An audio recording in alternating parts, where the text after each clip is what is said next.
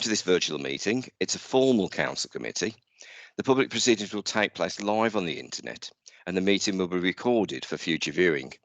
It will assist the conduct of the business if participants speak only when invited. Members of the public are welcome to view the proceedings, but should not make contributions at this meeting. All members of the committee have received the reports in advance and had the opportunity to read them. The reports are published on the internet. All participants should mute their microphones and video feed when they are not speaking. Anyone wishing to speak should indicate using the raise your hand button on Microsoft Teams, and please remember to unmute your microphone and switch on your video feed when it is ready your turn to speak. Speak clearly and slowly into your microphone. If you don't have the hand button, please type your request to speak in the chat function, or if that fails, stick your video on and wave your hand. When the item on which you've contributed is concluded, you may leave the meeting by using the red hang up button if you wish. Finally, I ask for everyone's patience with me and the use of the technology.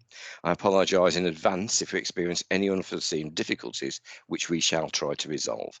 Excuse me. So, first of all, Karen, apologies for absence. No apologies, Chair. Thank you. So I'm presuming there are no substitutes. Yep. No, Chair. Thank you. Are there any declarations of interest under the Members' Code of Conduct? None. And can we take the the minutes of the meeting held on the 21st of January as a correct record? Okay, thank you. Yes. Right. Now, you know, this is the first year that I don't think any chairs had to sign the minutes. I don't quite know what that means really, but we take it as read that I've signed them. Now, it does say in here the public forum, and I've just realised that when you read this, the members of the public can't contribute. However, since we have an item on the agenda called public forum, I do know that Councillor Partridge has asked to be seen as a member of the public. So, Gay, would you like to switch your video on and come up with what you were going to say? I'll just switch myself off. Okay, thank you very much, Chair. I'm here this evening because I was intending to actually raise a councillor's call for action, but when I looked at the process and the proceedings, what I realised was that it would take 6 months or so before it would reach a scrutiny committee. So why I'm here today really is to talk to this committee about something that I think almost all members here this evening will understand. The council, like the police, the Highway Authority and various government agencies and organisations, have powers to protect ordinary people as they go about their daily lives. And it is those powers that I'm here to speak about this evening.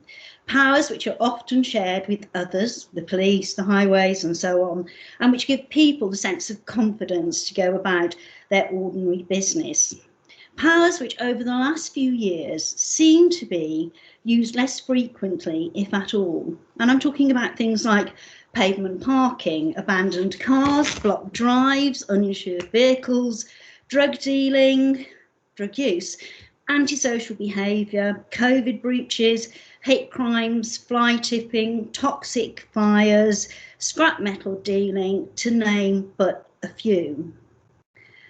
For me as a local councillor over the last 2 weeks, I have been practically inundated with local people contacting me and asking why is no action being taken. They're reporting incidents of threats and intimidation, and there's a general feeling of disquiet within the locality. This approach, or this lack of action, is making people feel very vulnerable and often confused. And they want to know if the council can be relied upon to protect their interests going forward. On the face of it, these are not big asks.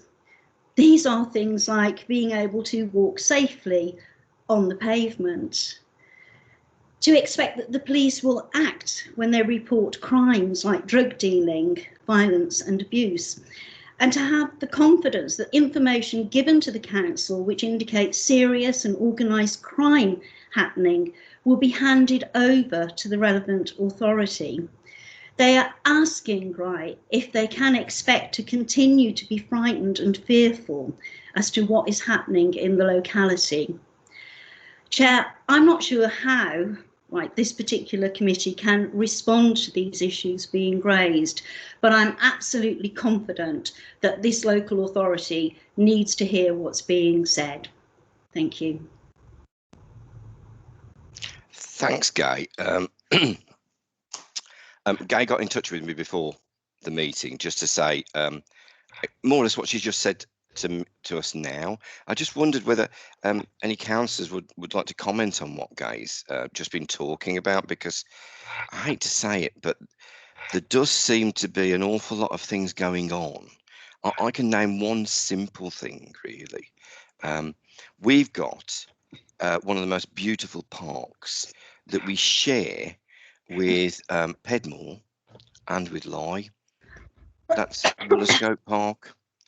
And those of you that will know it, I mean, some of you here may not know it, but a lot of you I think will know it. We've got Woollerscope Hall, and in front of it, we've got probably one of the most delightful gardens that's used by many people, and particularly for wedding photos. But one of its other big uses is we've got a bowling green. And for a number of years now, that bowling green has been used as a football pitch or a cricket pitch by members of our community, young kids. And we're now going to resort, it looks like, to putting a 6-foot black iron fence all around that bowling green, destroying one of the nicest views we've got anywhere in our borough. And yet all it would need is intervention, I think. Intervention to find out who are the children who are using it, because they're the same sort of group of children. They seem to come from the same community. Intervention to go to the schools and talk to them about it. Intervention maybe for us to provide a cricket pitch for them somewhere else on the park. But instead, we're going to destroy something. And it just does seem to me that, I mean, I went up to this group of kids and just said to them, why are you doing this? If this was your granddad's playing bowls on this pitch, you wouldn't do it, would you? You know, I didn't get a mouthful. All right. What I got from them was we got nowhere else safe to play.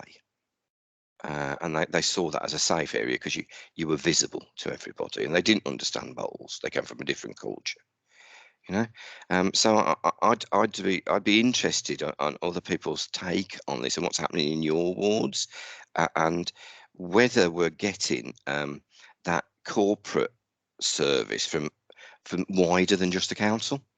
You know, so the police working with our voluntary groups and things like this, where we know there are things like this going on everywhere, but are we actually getting anything done about them, and how could we go about it? Okay, I've got Chris, his hand up. Yes, thanks, Chair.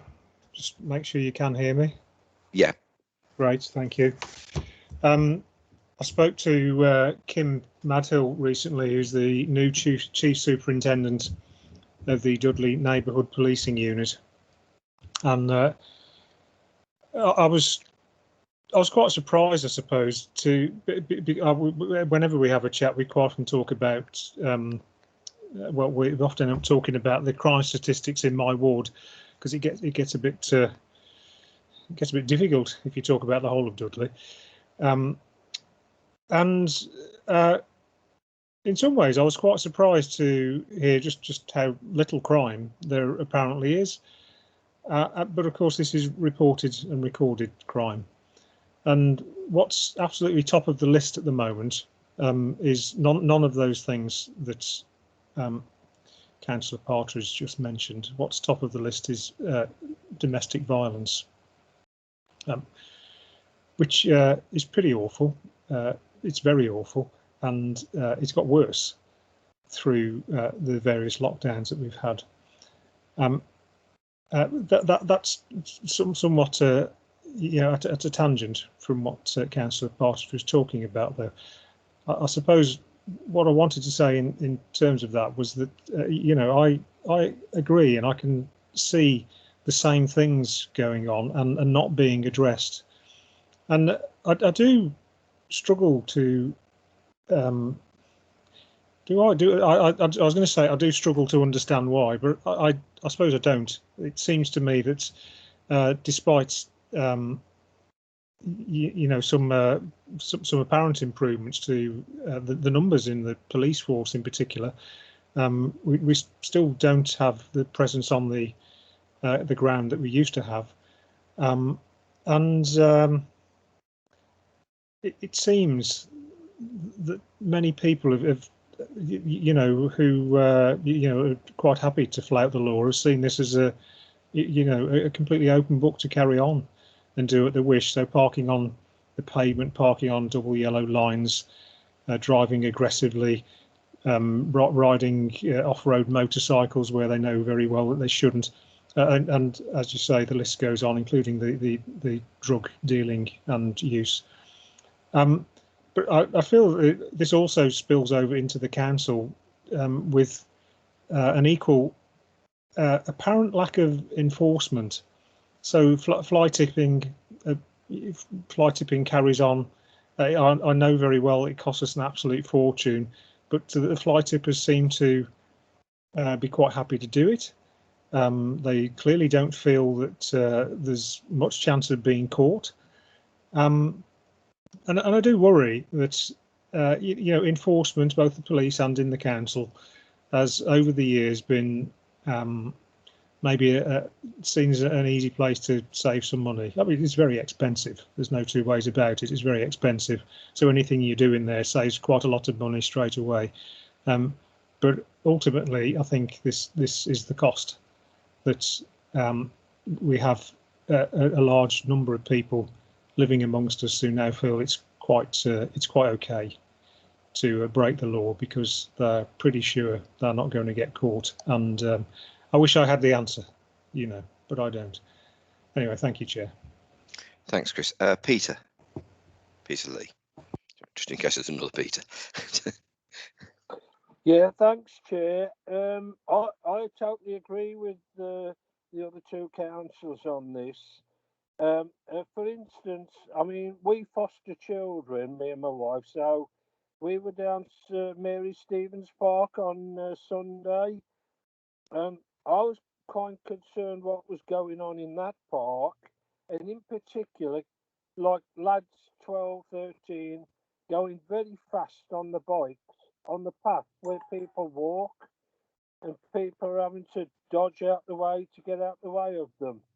But the other thing is, I mean, I must be old because I can remember the days of when we used to have park wardens, and they were not got the authority of the police, but they got the authority to come and tell you off if you were doing something wrong. And I just wondered if that wouldn't be better if we had park wardens on all our parks to just go round intermittently and just check on that they're being used properly for everybody's safety, really. Okay, thanks, Chair. Thanks, Peter. And just on that, I've got to say that I started our Friends of the Park group up after I sat with the park warden at Williscote Hall, who was in tears because some terrible, well, awful destruction of trees had taken place that morning. And I also remember that the park warden down at Mary Stevens Park in Stourbridge telling us off when we tried to play golf and didn't buy his sticks. Right, Brian. Yes, thank you, Tim. I was listening to a debate a few nights ago, and we were talking about behaviour generally. And what came out of that was, and this has happened over the last, 10, 15 years, we now have no youth clubs where young people can go to. The church at one time used to obviously fill this gap, and there was a local church youth club, but of course churches are no longer able to do it, but councils have closed youth clubs down to save money. It's time they're rethinking that policy and opening youth clubs where young people can go to. Thank you, Chair.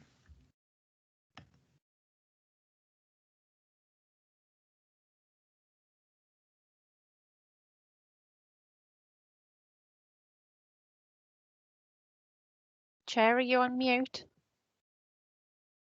Rats. Yes, I've got Beck and Serena, and then I was just wondering if the chief exec might not want to drop in at the end of this, just to round up maybe how we could start to look at this more broadly. So Beck. Yeah, I'd be happy to, Chair.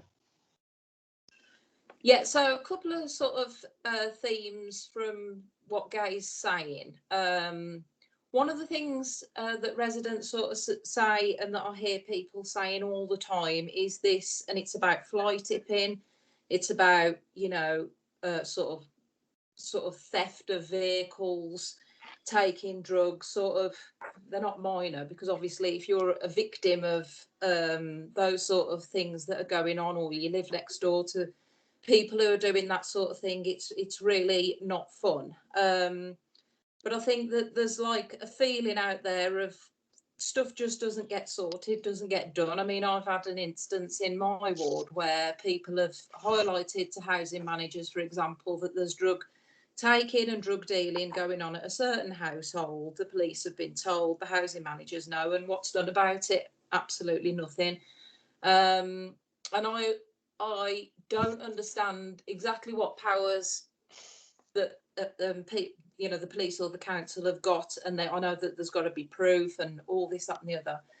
So it does feed into a feeling of it's just not fair, is it? It's just not fair, because I bet you there's you know, a law-abiding citizen like myself, for example. I'd park on double yellow lines and get caught straight away, you know, and it seems to be the same, similar people sort of just keep on doing the same things, getting away with it, that sort of thing. And it's people know in the community, and it's not fair that these things go on. But there's another instance in Cosley again, and it's some casework that I've been dealing with, and I'm not going to give too many details away, because it's quite personal for this family. But this family had been subjected to a hate campaign for many years off somebody, and it's resulted in arson. It's resulted in them feeling fearful of their personal safety on a daily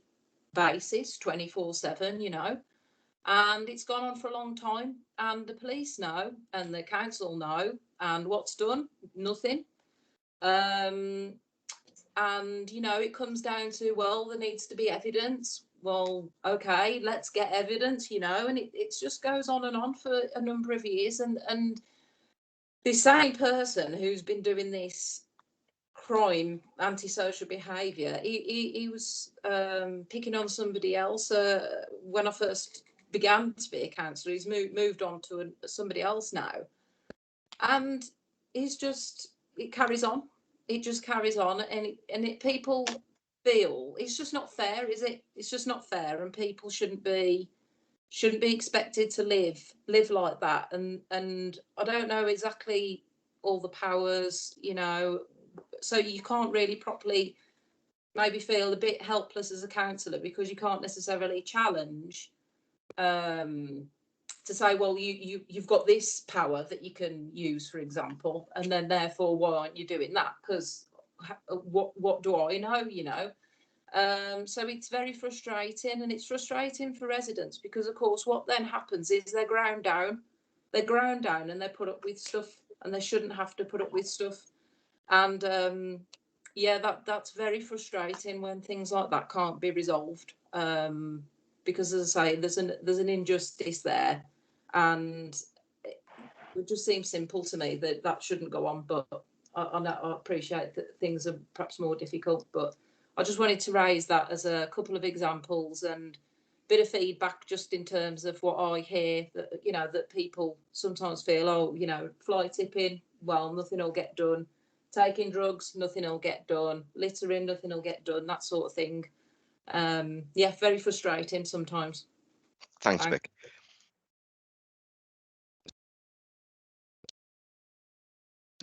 I'm having trouble with my buttons here. Serena, and then we'll get Kevin, and then a quick feedback from Guy, how she feels about this. But I'm just conscious of the time a little. Sorry, Serena. Okay, I concur with No what push. other councillors have said. as well. So I was chatting to a resident only a few days back, and she mentioned, because we'd had a plaque stolen off right by Dudley, by the Briley Hill police station, and she said there's no point, there's two types of people, this was her words. She says those that mourn all the cuts that we hear about, and there are those that take advantage of it. If you're constantly telling some people in the community that there is issues, they know they won't get caught.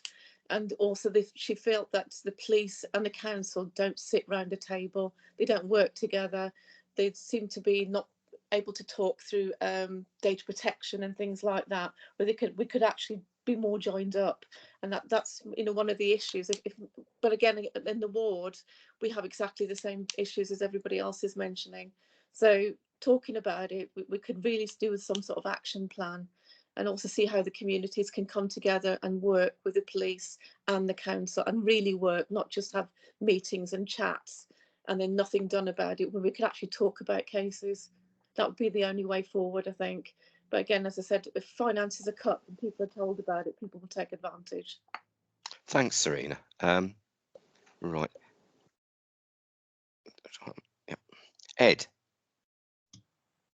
Yeah, thanks, Chair. I just wanted to mention a few of the positives. Obviously, we've introduced Kingdom Enforcement to tackle littering, and I know they have had some success. And you may have just seen the press releases about CCTV and the fact that we've now got cameras that we can deploy to fly tipping hotspots. I've got a couple in my ward. They're it's not just people dumping their household rubbish. It's almost, organised crime, and you can't fix that overnight. It does need a joined up approach from the police, from the Environment Agency, from the council. But things are moving forward, and we have got these CCTV cameras now, which should help.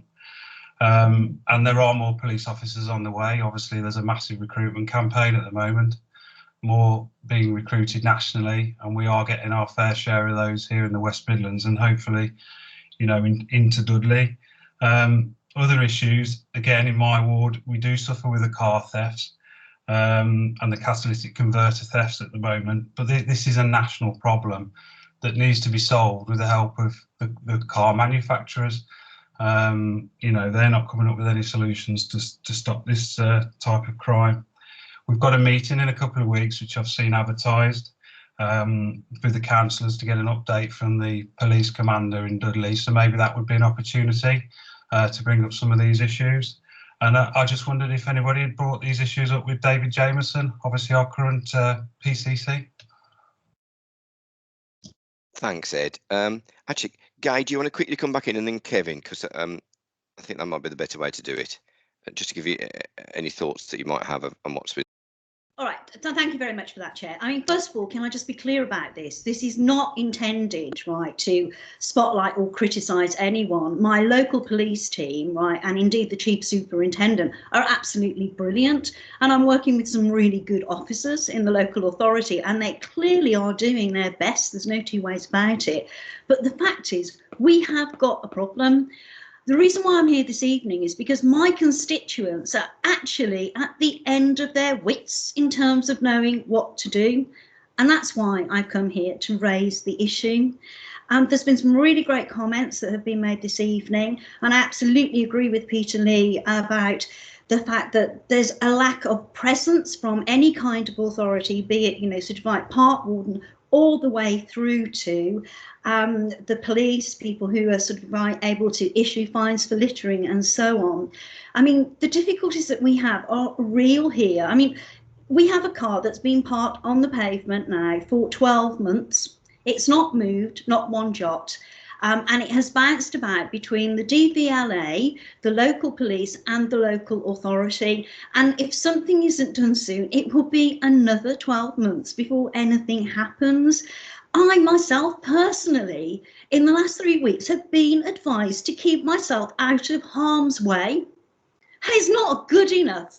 It's not great for me, but imagine if you are living with a problem like that and no one seems to be able or prepared to step forward. The loss of control on the streets in some parts of this borough appears to be absolute. I, for one, don't believe that that is the case. But you know what? My constituents aren't really believing me at the moment. So any help that anyone here can give to help sort the problems that are happening out in this local authority will be really warmly received. I don't think there's anything else I can say, but thank you.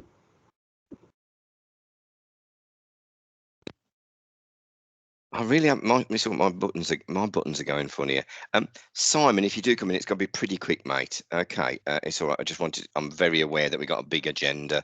Yeah, thank you. So I'm not really the cabinet member for any of these issues, so I am a little bit perplexed as to why it's coming up in Corporate Scrutiny Committee. But ultimately, as the cabinet member that's sat here at the moment, some of the things that have been discussed are quite clear-cut things that need to be worked out. Now, at the end of the day, if there's a car that's left on the road for 12 months, it's probably going to be because, one, the owner knows it's there, and every single time they're contacted by the abandoned vehicles team, they're saying, I know it's there, I've not abandoned it. If it's taxed, if it's insured, then it can be on the road legally. It might cause a nuisance. However, it's very little that you can actually legally do. Now, maybe Gay needs to start making some representations elsewhere towards other bodies, because ultimately, by shouting and screaming to the Scrutiny Committee, you're not going to get us to change the law. If there's a car there that's been abandoned, that you think's been abandoned, but the owner insists that it hasn't been, you can't do anything about it. I've got exactly the same one at the end of Butcher's Lane on Over End Road, and we've been through it mounds of times. A lot of the other things that's been raised on this call, I don't want to dwell on it, but they need to be raised with the appropriate forums, and I'm afraid this just simply isn't it. And if it's okay, Chairman, excuse me, Simon, get on with the business of this agenda. Yeah, Simon, first of all, I do take not offence, but I think that shouting and screaming hasn't happened and was the wrong phrase for you to be using. It's the Corporate Scrutiny Committee. If we can't look at everything under the corporate business, and some of those things which we just talked about hit on a lot of different parts of our organisation, then it's the correct committee to bring it up in. Gay came as a member of the public tonight to talk about this. There are issues there. We've been very lucky. We've had the Chief Superintendent, the new one, come along to our ward and talk to us. We've had the Chief Executive come along and talk to us about how we start to look at these problems. But the problems are there and they're quite relevant. There is no public, apart from Gay, in that sense here tonight. We're talking amongst ourselves as councillors, trying to now get the Chief Executive to come back and just say, how can we start to take this forward in a corporate manner, and how can we as local councillors get the help that we need within our wards for it? So, Kevin, if you could come in, it would be useful. Yeah, thank you very much, Chair. So I'll try to say this as succinctly as possible, but very useful to hear members' views this evening.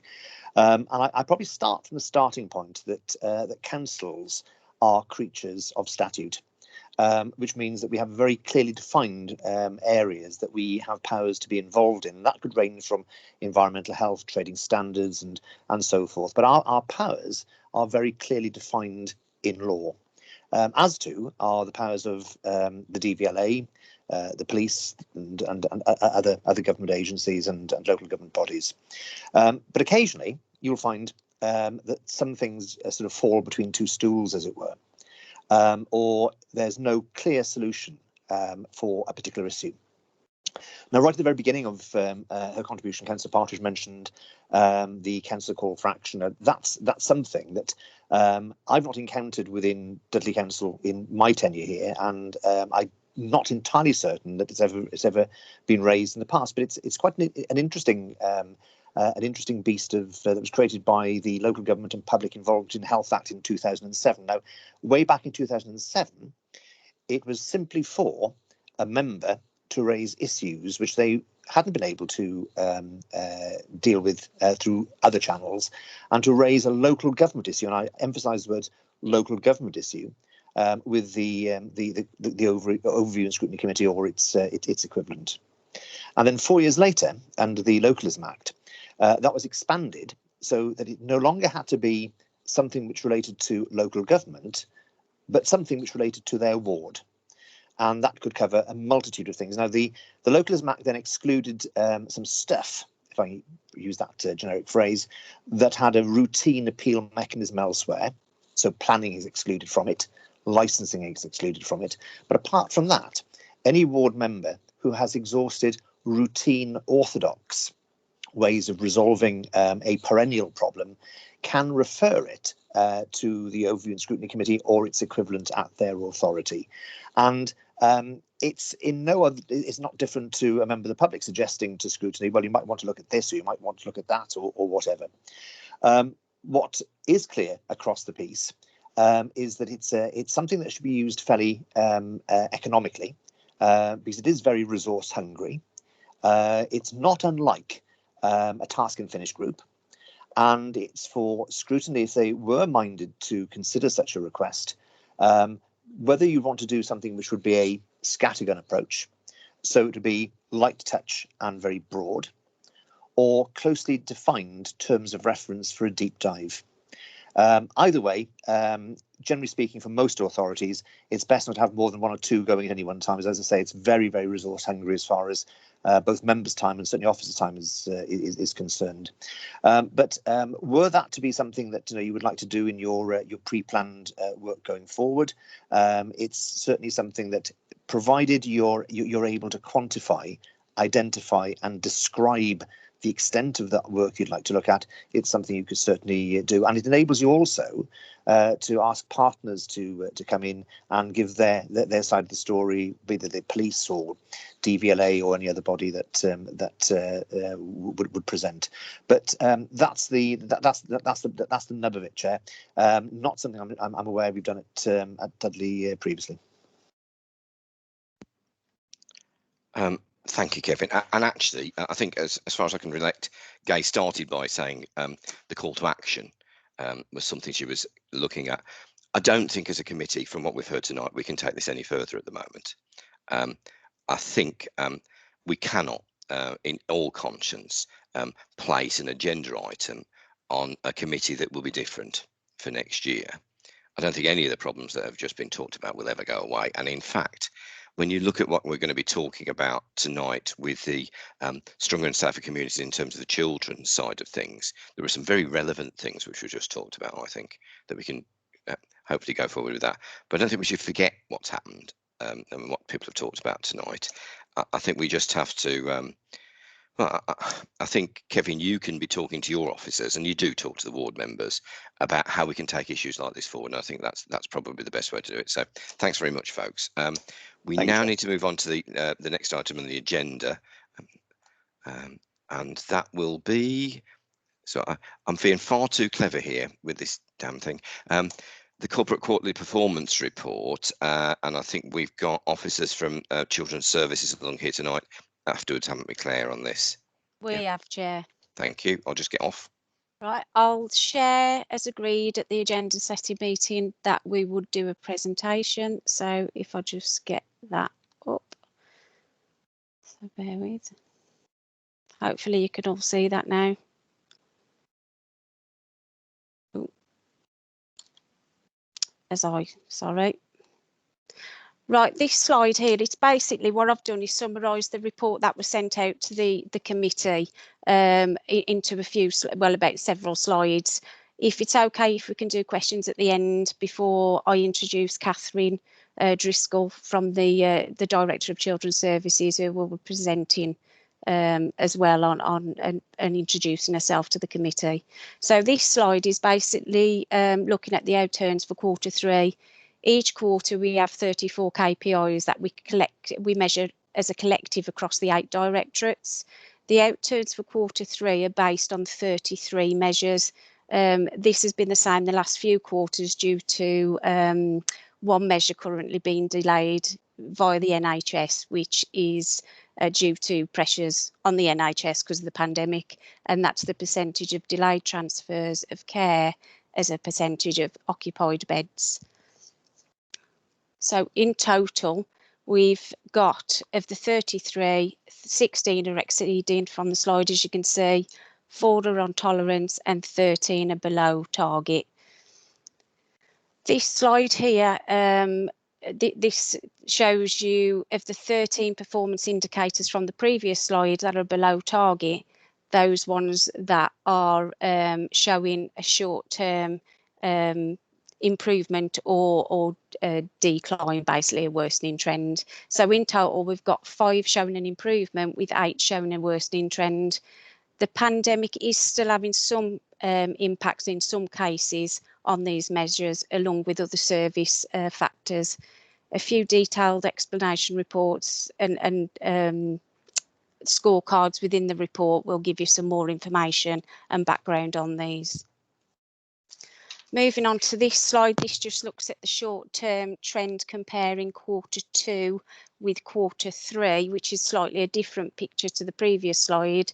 And here it shows overall the short-term trend for all 33 measures comparing performance from last quarter is 15 are showing an improved performance, 4 remain consistent, and these 4 generally show the same picture each quarter. It's those regeneration and planning applications, so they're generally always on target.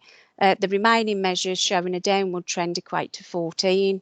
Here I would like to point out, if we can compare last quarter, there's a positive shift really, although it still looks, yeah, there's 14 worsening, but in fact last quarter it was showing 19 worsening and 10 had improved, whereas it shifted, as you can see, to 15 and decreased to 14 this term.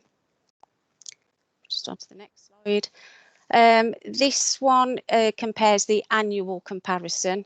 So I think it's important here as well to point out that although a measure may be below target comparing the short-term trend on the previous slide, could in fact have improved as an annual trend.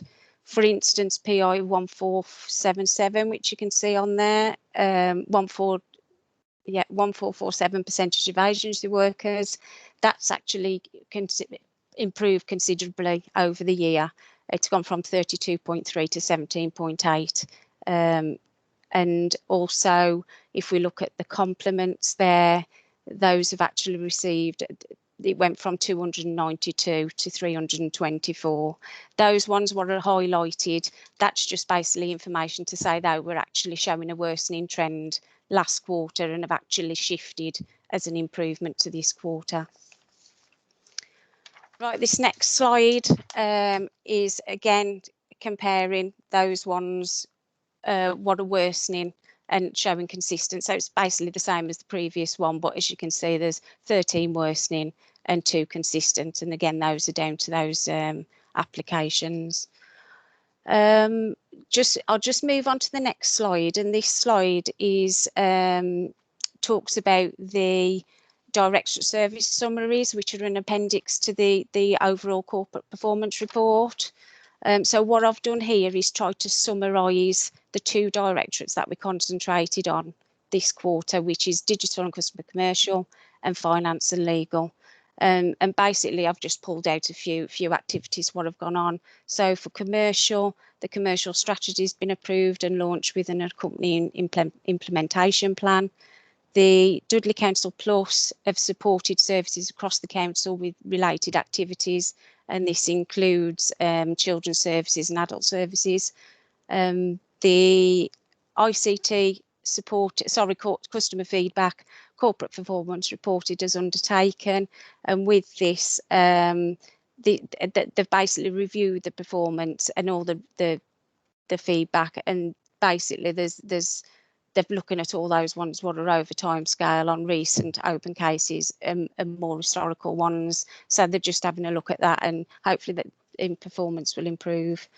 ICT, they've supported the live deployment of the Successor project. And then there's procurement, which Nigel is on the agenda today for social value. But basically the procurement improvement plan has commenced, and it's got 4 work streams to drive improvements across the council. One of these is develop and embed a social value policy, improve processes and governance, implement a new operating model, and 4 to put in place new performance measures to track effectiveness. So we'll probably see those coming in future performance reports. And then I think that's, oh, sorry, the finance and legal. Shall I just summarise that for you? They're continuing to reform our approach to the council tax reduction so that it still works effectively in the context of the welfare reform. Work is ongoing, monitoring cost pressures and modelling future allocations of dedicated schools grant, and progress has started on the revising of the council's risk management following consultation with the Strategic Executive Board. And progress has started improving the effectiveness of governance, them just basically continue to build on the work that has been done in the last year to improve the effectiveness of governance. So I think that's it. Before I hand over to Catherine, is there any questions? Any questions, folks? I think you've got away with it, Claire. Can I just say before we move over to Catherine? Yeah. Actually, the corporate performance reports, they've dramatically improved. Thank you. They actually seem readable now, whereas before they were just gobbledygook for me and for a lot of people. So that was good, the sort of praisey of stuff. But looking at what's on our agenda, it's much easier to actually pick up the relevant points, isn't it? Now that the divisions or the departments are putting a bit more information that's realistic for us to look at. Yeah, there's more context to it, isn't it? So yeah, me and AJ are probably pleased that they serve the purpose as intended. So thank you, Chair. Yeah, thank you. Right, so I'll just hand over to Catherine because I think we agreed at the agenda setting meeting that Catherine would join us. And I've just put the Children's Services KPI scorecard up there just for information, really, because Catherine might want to touch base on these. Thank you. Hello, everybody. Evening. Thank you for the invitation to come along to Corporate Scrutiny. This is my 4th week in post as Director of Children's Services. Really pleased to be here. I'm really keen on performance indicators and using data as a really important way of understanding our performance. And Claire invited me along on behalf of this committee to have a discussion about some of the children's indicators. I think you've got some specific questions about agency social workers, for example, but I think there was also a request for me to talk for a couple of minutes about my approach to improvement. So can I just check whether there's anything else that you would want me to cover before I start? No, I think that's lovely, Catherine. If you just a sort of a general view of how you think we can start to go about improvements would be really useful. Yeah, okay, thank you. So I'll perhaps come back to the indicators at the end of what I'm going to say. I've been really overwhelmed by the welcome in Dudley, in children, across the board, but in children's services. And I've been pleasantly surprised by how positive staff are in children's services, because it is true to say that they've had a tough year. There has been staffing instability at a senior level with changes of leadership and vacant key posts. And there have been, in the last year and a bit, 2 Ofsted focus visits that reported on a deterioration in social work practice, which is clearly, very upsetting for everybody in the borough, not least the staff who've had that feedback. So in the face of that concern from Ofsted and the Department for Education continue to keep us under close scrutiny, I would have expected more negativity, if I'm honest, and I haven't found that. I've found a real wish to do the work that needs to be done to cope with the pressures in the system. System here is overheated.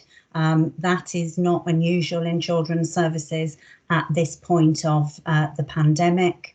Lots of challenges that we are needing to respond to. Some of them a bit different from things that children's services have done historically. For example, children's services, the child protection system is really pretty good at protecting younger children. In recent years, the big challenge for all of us in supporting children and young people at the edge of care is teenagers with a whole range of complex needs and at risk of exploitation. And that's a different kind of service response. Taking a 17-year-old into the care of the local authority, for example, will not deliver good outcomes. And yet that's what the system is set up to do. So challenges for everybody, including us. So an overheated system and some significant vacancies. Having said all of that, our permanent rate of employed social workers, children's social workers, is 73%. And this committee might think that's very low, but if I just compare it when I joined Worcestershire, when Worcestershire was similarly challenged, the permanent rate of social workers there was 40%. So there is something about the Dudley effect, the loyalty of our staff wanting to work here is really something to build on. But of course, with that percentage of permanent staff and increased pressure at the front door, the multi-agency safeguarding hub, where we saw a 31% increase of contacts in February over January, 321 additional contacts, when we've got significant vacancies, that will inevitably have an impact on our performance indicators and also our ability to work in a timely way. So agency social workers are inevitably going to be a key part of the Children's Services response to child protection in the borough. 73% permanent staff. You can see from the stats that we've got about 18% agency staff, which leaves posts not filled by either permanent or agency staff. The market is very tough.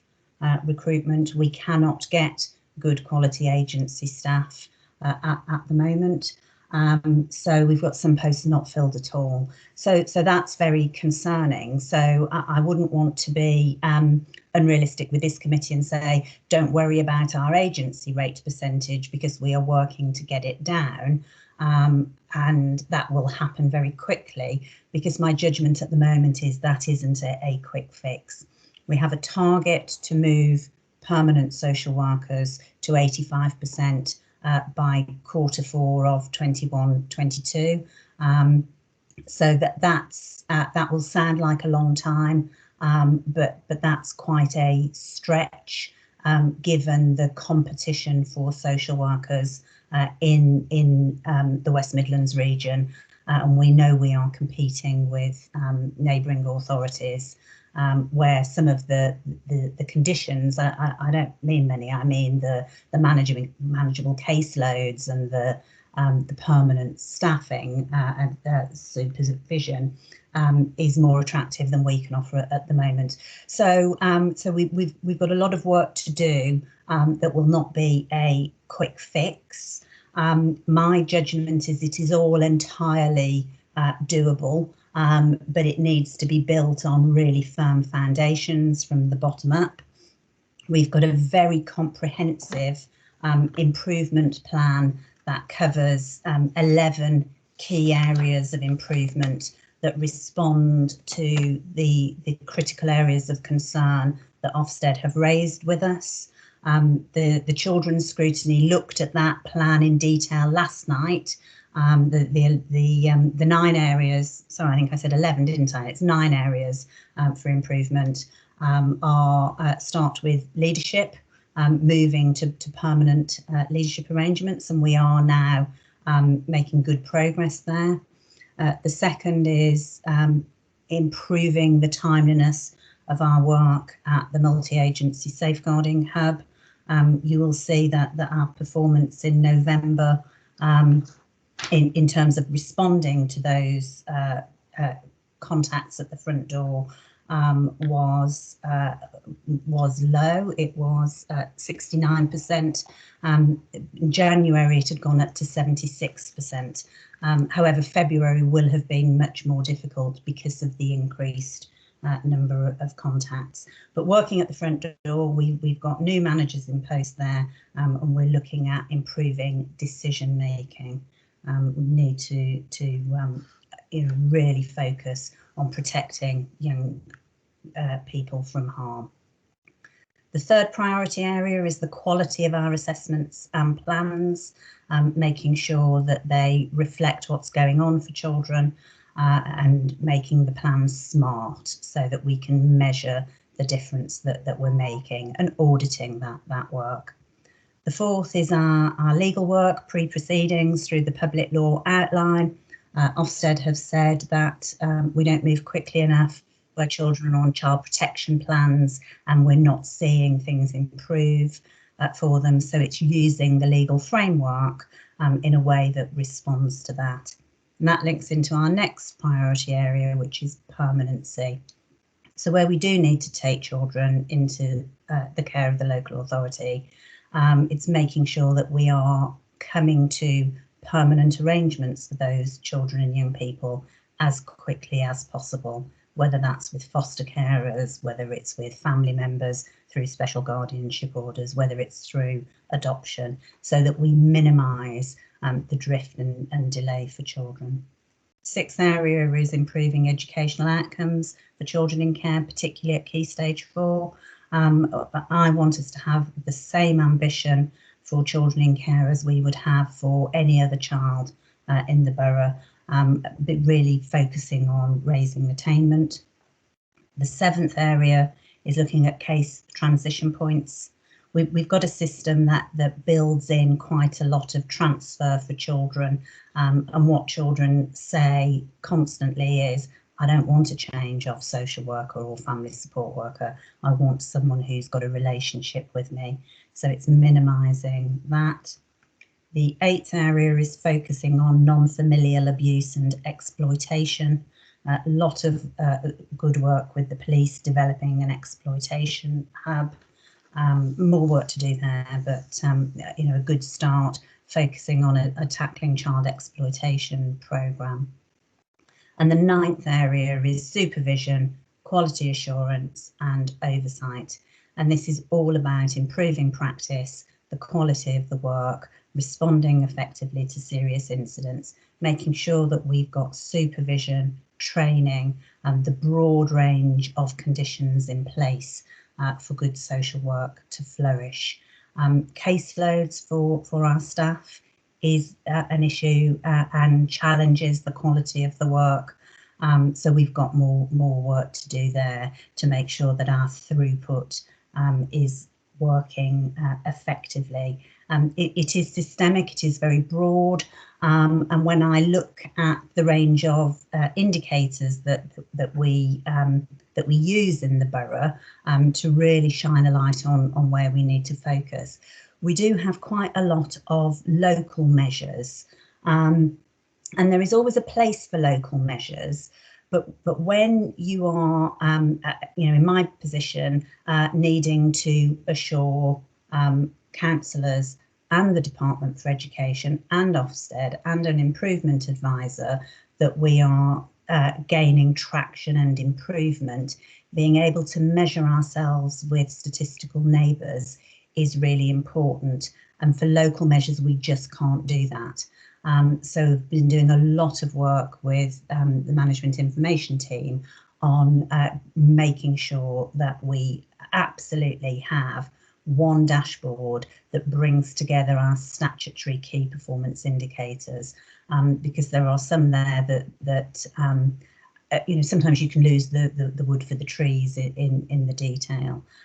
So using key performance indicators as one of a three-legged stool for improvement, with the other two being our audit work, what's the quality of the work we're doing with children and families, and the third is being what people say to us about our services. So of course, comments, complaints and compliments, but also much more routinely gathering data from children and families about the intervention that we have made. I'm sorry that was much longer than I hoped it would be, because it is a very full and thorough improvement plan. And we do also have some short-term targets to deliver over we're halfway into a 3-month period that the DFE will be scrutinising us on in May. Even though there was a lot of detail, I may not have answered your particular question, so I'm really happy to take any questions that you have. Thank you. Thank you, Catherine.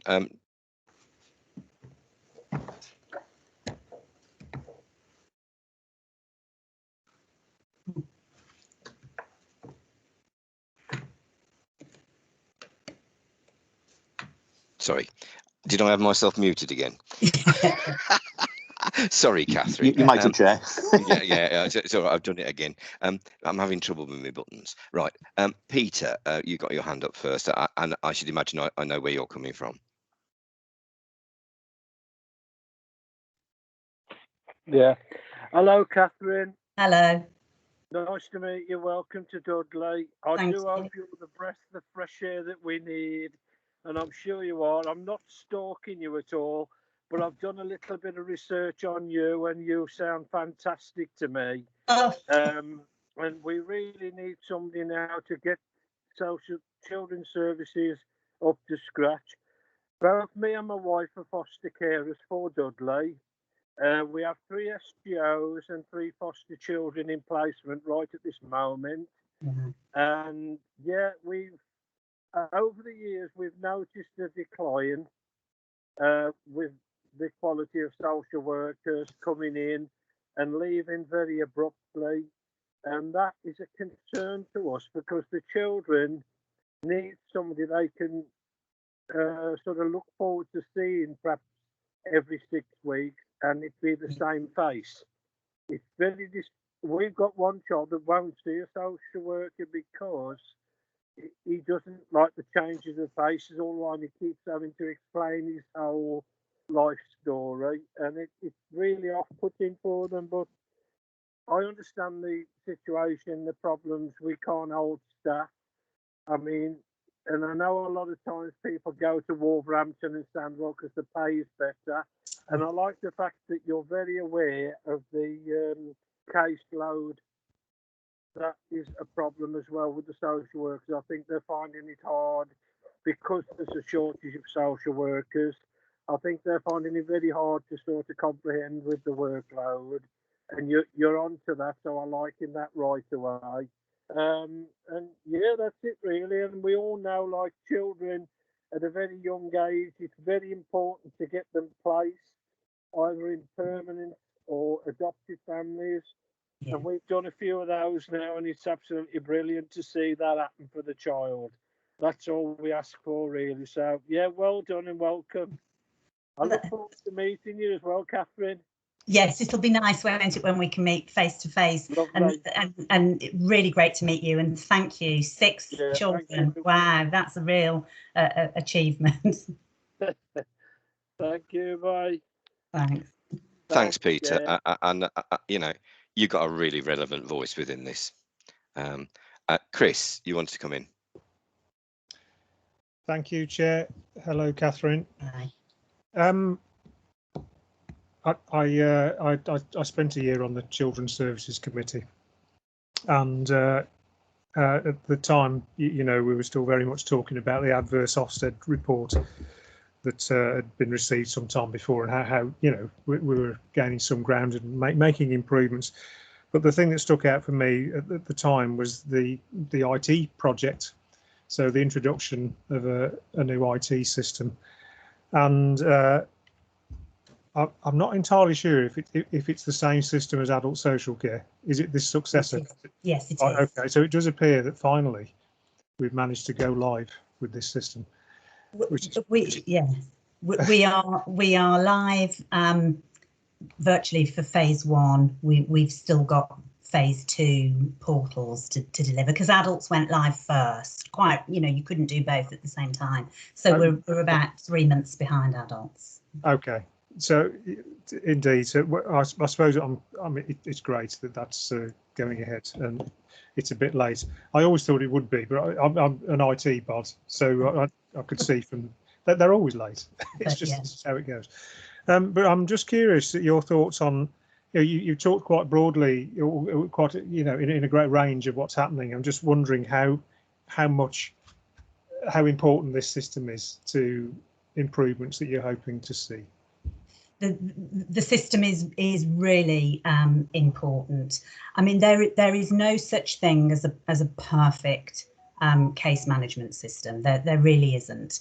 But Liquid Logic, that is the provider of the successor system, is definitely one of the 2 market leaders in the country. Probably actually a bit better from a children's perspective than an adult's.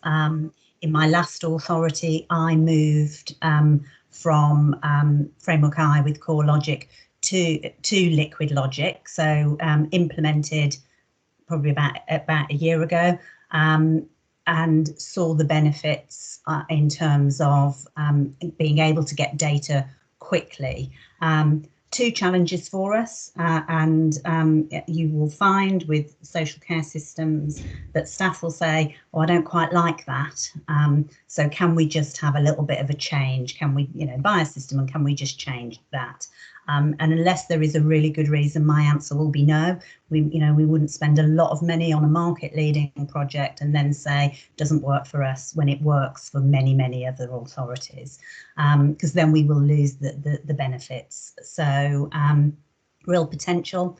Going live in a pandemic has been tough for staff. The ability to to sit next to a colleague and just ask questions has made it slower, to be honest. But feedback so far so good, and we are 9 days into team managers having a performance dashboard that they can see on their laptop. I mean, we have not made it easy because of previous systems for staff to understand where they are performance wise. So it is crucial, and it will make life much easier for us. I'm glad to hear that. And if you obviously you might not think it's perfect, or if you ask the IT people, they'll explain to you why it is. Of course. Okay. Yes, absolutely. Yeah. Thank you, Chair. Catherine, I don't see any other hands up. I'll come clean. I was a cabinet member for Children's Services a few years back, just as we got the bad Ofsted. And I stood up in the middle of the council and apologised to the children of Dudley because we hadn't given them the service they'd done. But I've got to say, looking through and listening to what you just said, the problems that existed at the time that I was doing cabinet member role appear to be very similar, if not the same. The instability of the workforce at the higher levels, we have suffered badly from the fact that we haven't been able to keep a head of children's services in place for any length of time whatsoever.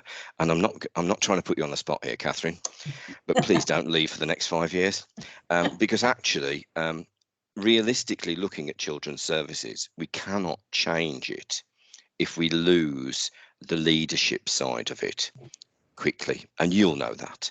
And the trouble I've seen is the turnover of senior leaders within the council environment is too fast. You'll take 18 months, 2 years to even find out everything about what's underneath you, won't you? Yeah, absolutely right. And I mean, you will be aware that the LGA and ISOS did some research a few years back now, probably 5 years back, about challenge children's services and how long it takes to improve. So they talk about building the basics, and they say actually it's 3 to 5 years to go from inadequate to a good service. The sad thing is that you can go from a good service to inadequate in less than a year. It's a real shame. Just in terms of this though, so that's my plea for you to stay for as long as you possibly can. I know that that's hard, and I do not underestimate the difficulties that are ahead of you. Things for me that why I wanted Corporate Scrutiny Committee, and why I think it's relevant to us to do this, and actually for the future council committee next year, is that when I was doing it, the corporate nature was not there. It simply was not. Dudley Council did not have a corporate attitude towards children's services. I, for one, wanted the looked after children budget to be seen as a corporate budget, because it was the only budget I couldn't control in any reality, in any real sense, because you haven't got a tap you can turn off, have you? But so now we've got a corporate children's corporate committee. Yeah, that's now in place. And what I really want to know is, do you feel, or when will you be in a position to be able to come back to a committee like this and say how we're working corporately? Because one of the things that I looked at was, oh, I forgot what they were called now. We had a lot of money thrown at us to set up these teams, to send in a social worker and somebody that could do the painting and all of the other things with a family and get them to be a proper family. I forgot what that was called now. It's just out of my head. But for me, when you looked at a lot of the children that we had in care, not every one of them, but a lot of the children we had in care came from a family with generations of problems. There may well have been domestic abuse within the family. Often, although they may live in a council house, when you actually went into that council house, the state of it was awful. Attainment at school by the parents was not good. And it was this generational issue that I've often believed that as a corporate entity, the council is not doing enough to look at, to focus in on that. And I'd be interested in you coming back at some stage and seeing how we're developing that, because I've always believed if we can develop that in a better way, then what we end up with is less families in that sort of crisis situation all the time. Yeah, absolutely. I mean, I'm happy to come back, at an appropriate time to suit the committee. I mean, no problem whatsoever. I have been really delighted with the contacts I've made so far with corporate colleagues, with the directors, talking to Paul Davis last week about what we can do for care leavers and how we can work much more effectively together to manage that transition. Because you're right, we need to break the generational cycle, and we need to think about children as future economically active, productive citizens that will drive our economy and be good for business and will go on to be good parents. Now, I know that sounds aspirational, but that's what we need to have for our children. That is really, really important. There is a lot of work to do. As I said earlier, it's doable. I'm really delighted. I mean, I wasn't looking for a new job. I couldn't resist the lure of Dudley. I went to school in Stourbridge, went to sixth form college where I met my husband, who I am still married to all these years later. A lot of family in the borough, so I feel very committed to seeing this through. And the last thing that our children need or our staff need is someone who comes and then goes in a short period of time. I'm not, this is the acme of my career, and I'm very committed to see it through. Just need to get through my probationary period, of course, but fingers crossed. Right, well, Catherine, thank you. And can I pass on our thanks as a committee to all the staff that you've got working with you? There isn't, I don't think there's a job that's any harder anywhere than dealing with some of the things that you have to deal with. And actually, people like Peter, who are, I met an awful lot of people who were doing things like he was, and we undervalue them. We really do. My final plea is try and get our social workers paid a better rate of money, because in that way we might at least compete with our external colleagues in the other parts of this country, because we can't if we don't. Thank you. Thank you very much. Thank you, everybody. Bye. Bye-bye. Right, Karen? Hello, Karen. The next item on the agenda. Yep, Chair, that is the equality, diversity and inclusion arrangements within the council. Thank you. And who is presenting on that one, please? It will be me, Chair. I'll present, and I've got two colleagues. I've got Jackie Branch and Bal Kaur, who will be covering off some pieces of the report with me. So, if I can just introduce the report, and probably if I do that, I'll just mention that for the last 2 decades of my career in local government in the West Midlands, I've always led on equality and diversity teams, and indeed at my last authority, led the authority to receiving its excellent status through the Local Government Association's Equality Framework, which is one of only a dozen authorities in the country to have actually received that accolade. So, from my perspective, equality is at the heart of everything we do. We currently provide great services. As officers will attest, it's a great place to work, but there's always work to be done to strengthen our core offer, and equality and diversity is part of our core business. And I suppose I'll revert to form and start in introducing the report by looking firstly at the law, tucked away right to the very back of the report.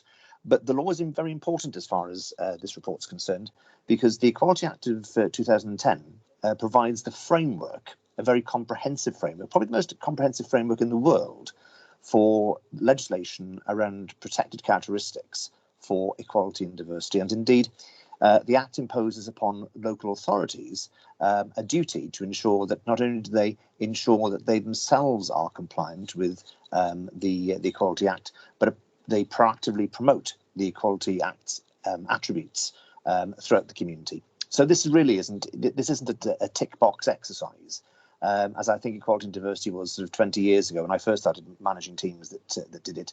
This is part of our core business. It's part of the authority's DNA. So, having said that, I now turn to the report itself. And I suppose when I first took up post, one of the things I did was look to take a temperature check across the organisation of various service areas and various activities. And one of the areas I was naturally drawn to with my background was looking at the work we do around equality, diversity and inclusion. And therefore, this report today encapsulates the work that was done predominantly last year, notwithstanding the onset of the COVID pandemic. So one of the first things I did was to commission a piece of work by an independent company, Inclusivity Global Limited. And they came in, as you will see from paragraph 3 of the report, right at the height of the pandemic. They'd done some work previously around looking at some of our policies for adult social care and some of our policies for HR, but they were brought in to do this piece of work right across the authority. And at the same time, colleagues in public health were being alerted to, right at the early doors of the pandemic, to some of the scenarios that are being highlighted, that perhaps the BAME population in the UK were either more susceptible to the virus or they may be more adversely affected if they contracted the virus. So 2 pieces of work being run together. As far as the global inclusivity's work was concerned, that was actually encapsulated in a report that came to Strategic Executive Board, SEB, in October of last year. And from that, we were able to draw out 4 key priorities. And they're identified in paragraph 4 of the report. The first thing, to strengthen the officer and political leadership and organisational commitment and capacity for delivering against this agenda. And when I mentioned earlier about leading my last authority to getting excellence from the Local Government Association standard, the one thing I've learned throughout my entire career is that excellence never occurs by accident. Excellence requires leadership, excellence requires commitment, and it requires dedication and graft. So that's our first priority, to get that leadership and commitment in place and enshrine that within a governance framework. The second priority is to strengthen our approach through the new equality and inclusion strategy. And then the last 2, following up pieces of work, one around the public sector duty, which is to the wider community, and also as far as our workforce is concerned. So the report goes on to identify that there were actions then arising led by public health and led by Bal, who will be co-presenting with me later on. And Bal, at that stage, as we know, was our acting director of public health, and she and her team led numerous consultations throughout the authority in tandem with those that were being dealt with by Inclusivity Global. So, arising from that, you will see there are 3 appendices attached to your report.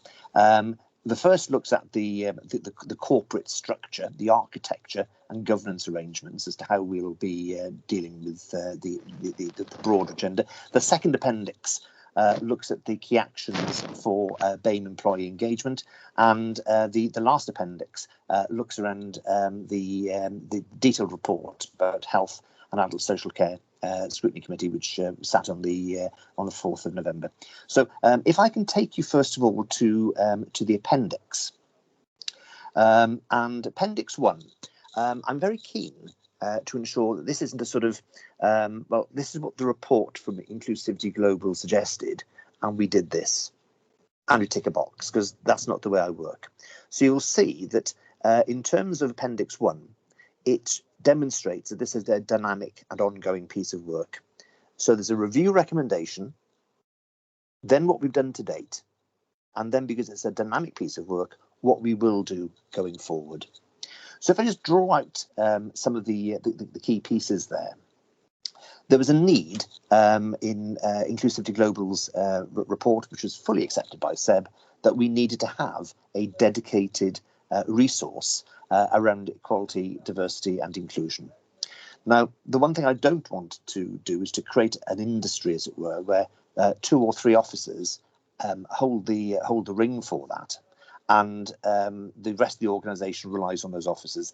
This is something which has to be embedded throughout our DNA and throughout our entire structures, and we are endeavouring to do that by the action plan you see before you. So the first thing was to go ahead and recruit a full-time equality, diversity and inclusion manager, and also a support officer. That process is ongoing, but we expect to have those roles filled by the summer. Now, I myself have worked with the Jackie Branch, our head of OD and HR, looking at what those job descriptions are, and they will be stretching job descriptions because these will be senior roles within the authority. And recommendation 2 you see then is how this will be resourced.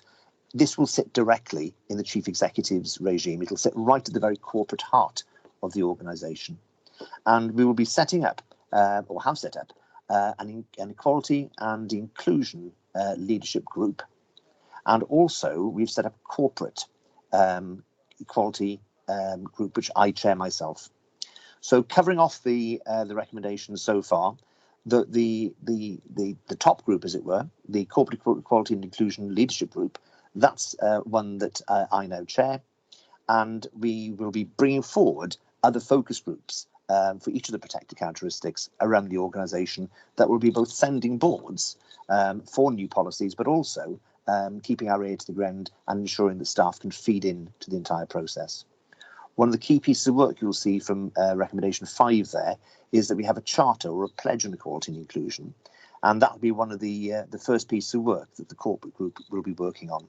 Now, the corporate group, the inaugural meeting was on the 1st of this month, and I was delighted to see that we had senior representation from right across the organisation, not just from directors, not just a rehash, as it were, of SEB, but motivated, strong-willed, determined officers who will really put their heart and soul into the equality, diversity and inclusion agenda. Again, we're working on a 3-year inclusion strategy that will be brought forward, and using the equality framework to develop that strategy. And again, these are ongoing pieces of work that I myself will be leading through the board structure. Going further down the recommendations, looking for ways in which we can work in partnership to deliver right across the piece. And key to this, we'll be reviewing data collected and ensuring that we do publish data that shows accurately what we currently do. And I suppose the last thing I'll say before I hand over to Bal to talk in more detail about the piece of work that she's been involved with. One of the key things you'll see in the report itself, not in the appendix, is that looking across the board within the organisation, we have 65% of our workforce are female, and I'm delighted to see that at last, with Balvinda here and joining us on the 29th, and Louisa Fulci on the 5th of next month, we will have a very similar representation on the top table at SEB. So again, looking to ensure that we are embedding equality and diversity, not just for one protected characteristic, but for all, to make sure that we are the employer of choice within the borough and indeed within the Black Country in the West Midlands. So thank you, Chair. With that sort of helicopter view, with your leave, I'll hand over to Bal, who'll deal with the piece of work that she's been most involved with before Jackie. Okay, thank you. Just before you leave that, just for a moment, what are the top 2 or 3 issues that we have to tackle with some urgency? I think they really are the ones in the recommendations there, Chair. The first thing is that this isn't a piece of work that we do on an ad hoc basis. You'd be very unsurprised to learn with my background in law and governance that the governance architecture is critical and key to give staff that reassurance. And also there's a further piece of work that's currently going on with an independent organisation called BRAP. That's the Birmingham Race Action Partnership. Long-established charity. They went through a competitive tendering process and they've been appointed by the authority to do a very in-depth deep dive to get conversations which they report back to SEB and to the Corporate Equality Group in an anonymised way, but bringing out those key messages, the lived experience of our staff. And that's what I'm critical to learn. I've got the architecture and the governance arrangements to deliver effectively, but critically at this stage that we have the lived experience of our staff reflected through the work that BRAP is doing. Thanks, Kevin. Val? Evening all. So I was just going to touch upon the section sort of 6, 7 of the report that you have in front of you, and you've got an accompanying appendix that covers a report that went to the Health and Adult Social Care Scrutiny Committee in November. So I'm going to sort of give a very brief overview. The review that Kevin has spoken about has a clear action on in developing the strategy that we need to make clear links with the work being undertaken to reduce health inequalities and to mitigate poverty. So as Kevin has mentioned, over the last year, we have really been tested on this priority. You know, in some ways, what it's actually demonstrated is that we have, as a council and as a partnership across the system, been able to work in a really inclusive way to ensure that we were actually targeting our responses at the communities that were evident were disproportionately impacted by COVID. So although at the start of the pandemic that COVID seemed to be non-discriminatory, evidence has since shown the disproportionate impact it has had on specific communities, both from a social, economic and health perspective. And this has included not only our elderly population and our Black and ethnic minority communities, but also our deprived communities and those that have financially struggled, who've been on low income or on benefits, and as well as those groups, those people that have actually lived with long-term health issues and have been at higher risk of serious illness and sadly death.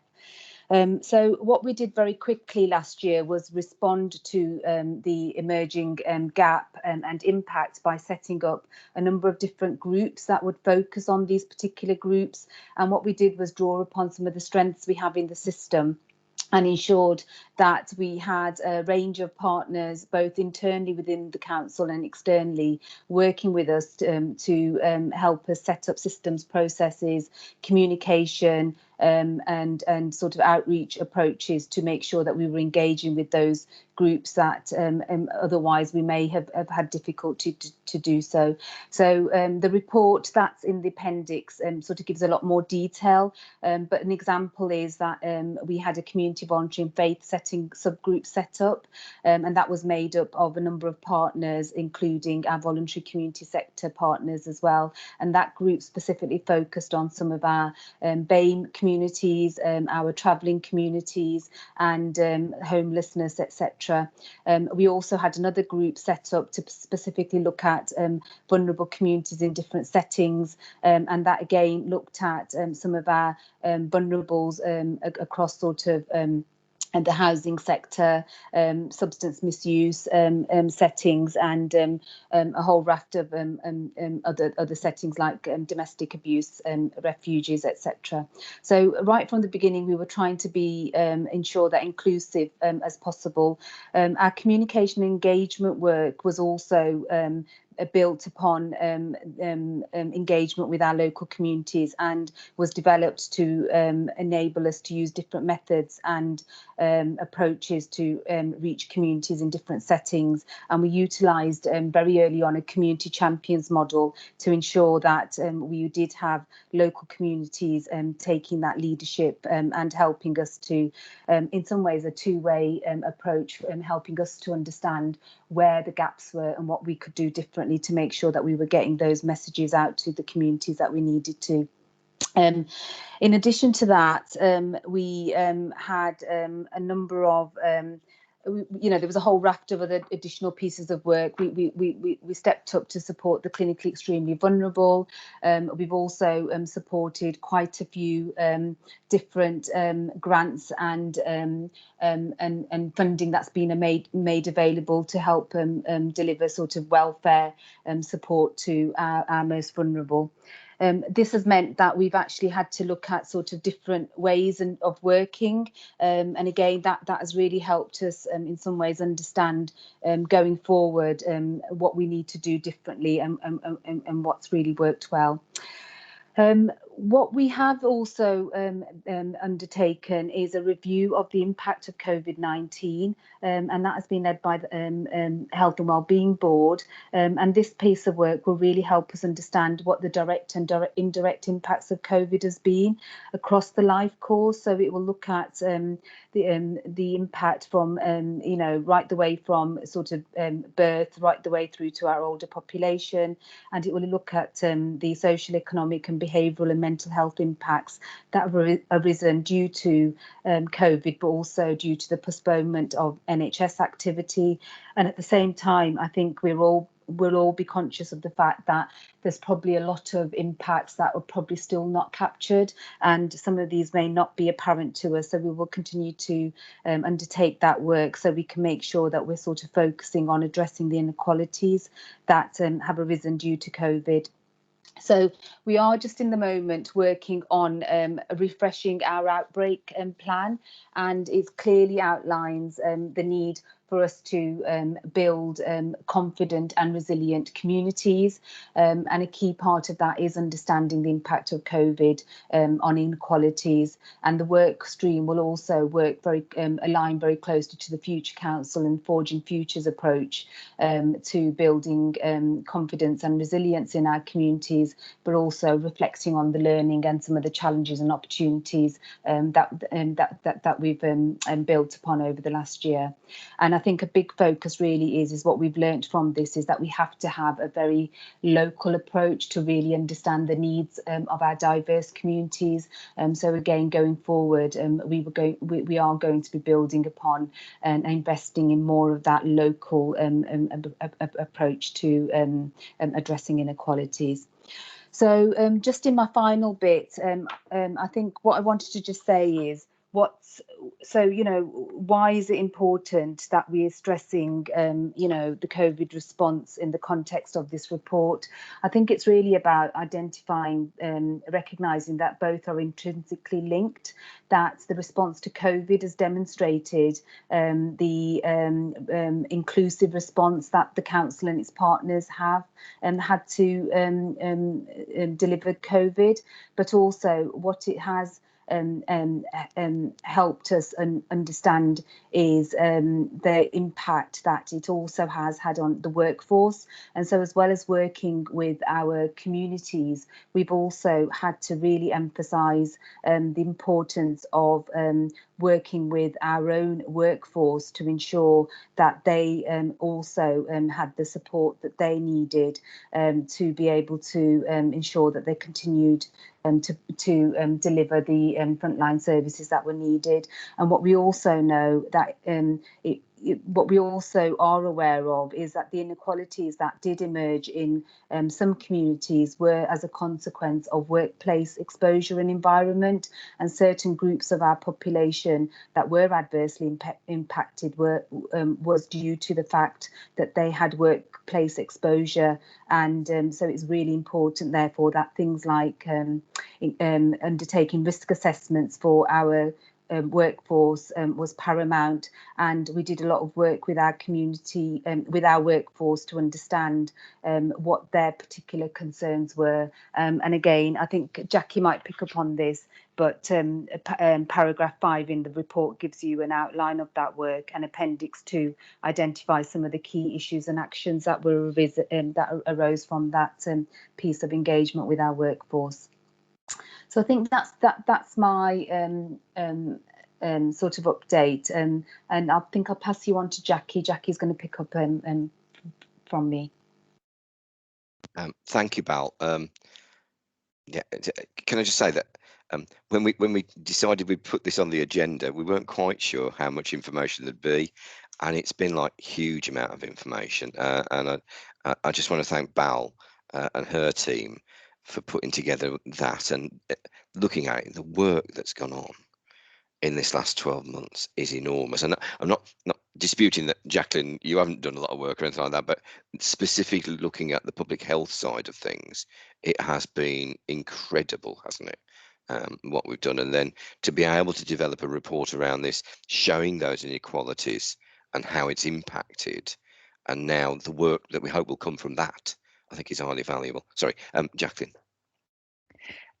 Absolutely, Chair. And I think, you know, the important message in all of this is that there has been so much learning that has come over the last 12 months. Not to say that there hasn't been a history in Dudley of us trying to tackle inequality in the range of issues that there might be, but clearly there's a lot more that we can do, and we need to build on the learning that has occurred over the last 12 months, which I think very much has brought a much closer connection between what we're doing with our workforce, what we're trying to do with our communities, and also what we should be doing as a public body, as required in terms of legislation as well. So I'm just going to make a few comments. I think quite a lot has already been said, and I think what we've tried to demonstrate through the report is that there is a lot of work that is underway, but actually there is still a lot more work to be done, and that we're not complacent around that. And from a workforce perspective, there's examples in the report of some of the work we've been doing. It's covered in Appendix 1 in terms of some of the issues that we need to undertake to improve what we're doing from a workforce perspective. Some of the work we've done with our workforce in relation to COVID is also covered. So just wanted to summarise really that our commitment is very much about ensuring that we build and develop a diverse, engaged and inclusive workforce. And in order for that to happen, there are a range of things that we need to do, and that we need to do well. That includes ensuring that we have HR policies, strategies, procedures that actually ensure that we're able to do that we're actually developing our leaders, and that we're thinking more about the competencies that they need if we're going to be successful in this area. There's a host of learning and development that we need to be undertaking as we go forward, and that is true both for our workforce and also for our elected members. So we'll be looking at some of the member training that we need to undertake in that regard. And also we just need to ensure that we are developing a culture where people can flourish, regardless of you know, who they are or their protected characteristics. That we feel that you know, we want to be an employer of choice. We want people to choose to work at Dudley and want to be here because of the things that we do to ensure that we have that inclusive culture. So those are just the final comments I would make in light of the time, Chair. Obviously, I'll pass back to you in case there's any further questions or comments for myself or other colleagues. Thank you. Are there any questions or comments from anybody here? I think they're all getting tired. This is a problem. If I can just say that we put this on as the start, really, because we didn't think, myself and Ed and the Officer from Democratic Services, that equality and diversity had really sort of been focused on within the scrutiny area, and that it seemed that this would be the start of a number of reports, because as all of you have said, this what you found, you've sort of scraped the surface in some areas. You found an awful lot of information out.